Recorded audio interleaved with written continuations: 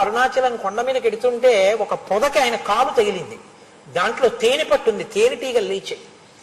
ఆయన వెంటనే, అయ్యయ్యో మీరు కష్టపడి కట్టుకున్న ఇల్లు నా కాలు తగిలి మీ గూడు చిదిరింది, మీకు బాధ కలిగింది, మీరు పొందిన బాధ నేను పొందితే తప్ప నా పాపం పోదు, మిమ్మల్ని నేను ఎంత ఖేద పెట్టానో ఇక్కడికి వచ్చి గూడు కట్టుకుని ఉన్నవాళ్ళని, కాబట్టి మీరు కరవండి అని ఆ కాలు ఎత్తి రాయి మీద పెట్టి నించున్నారు.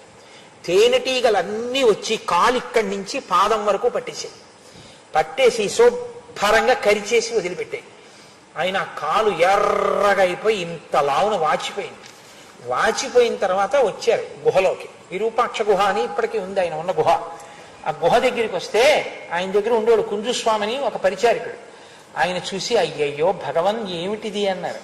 అంటే ఈ కాలు అనేవారు ఆయన. ఆయన ఎప్పుడు శరీరాన్ని వేరుగా చెప్పేవారు. ఇది అంటుండేవారు ఆయన.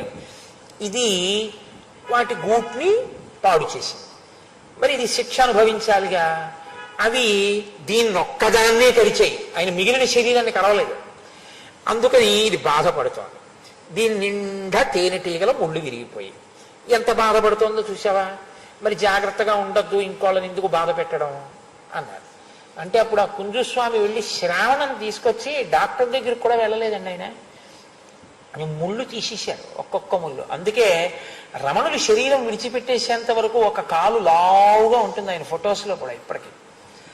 అంతటి బ్రాహ్మీమయ మూర్తులు మహాపురుషులు ఈ దేశానికి ఖ్యాతి తెచ్చారు, వాళ్ళ వల్ల కీర్తి తప్ప నిజానికి ఈ దేశానికి కీర్తి కేవలం ఐశ్వర్యం వల్ల కాదు, అటువంటి మహాపురుషుల వలన కీర్తి వచ్చింది.